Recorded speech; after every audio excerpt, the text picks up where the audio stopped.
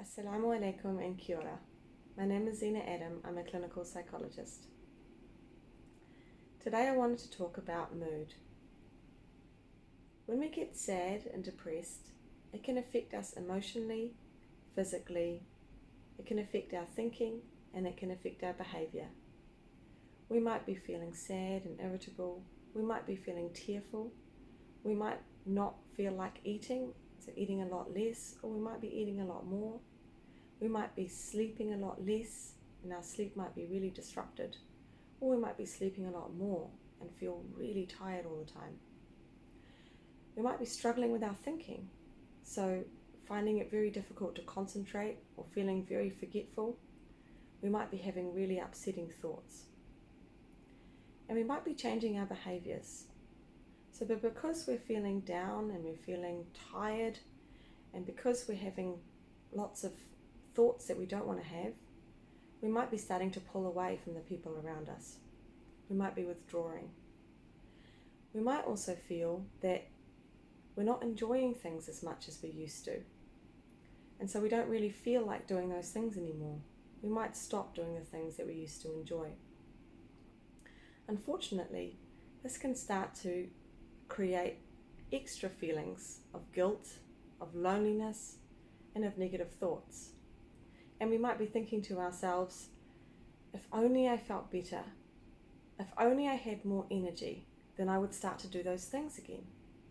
When I feel better, I'm going to go out and see people, or I'm going to get up and finish that assignment or clean my house.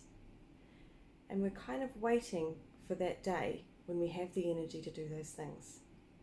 Unfortunately, this kind of creates a vicious cycle where the less you do, the worse you feel. The less you do, the less you're seeing people, the less enjoying things that we're doing in our lives, the less rewards or the less kind of experience of pleasure we're exposing ourselves to. And over time, this just adds to that feeling of guilt, of loneliness, of low self-worth. And when our mood goes down, we feel more tired, we feel more sad. We might feel like we're missing out. We might be seeing things on social media and other places that we wished we were a part of, but we aren't. And over time, it can make it harder and harder to muster up the energy and the motivation to get back into life. Tasks can become overwhelming, and it can feel really challenging to think about where to start. So what do? How do we beat back the blues? One tiny way that you can start to do that is to reverse this cycle. If the less you do, the worse you feel, then little by little we can turn that cycle around by slowly introducing new things back into our life. So I've got a couple of tips about how to do that. The first tip is to have a think about what you used to enjoy, or maybe what are the things that you like or you value. Identify those things that you want to be doing more of, things that you miss doing. You can even make a bit of a list around some of what those things might be that you know that you used to enjoy but have been finding hard to do lately. The next thing is to start small. Identify maybe one thing that you want to be bringing back into your life, and think about what is one tiny step I could take towards that thing. So for example, if what you want to be doing more of is getting out into nature, what's one little step that I can achieve today or tomorrow? Maybe it's going and sitting in my backyard.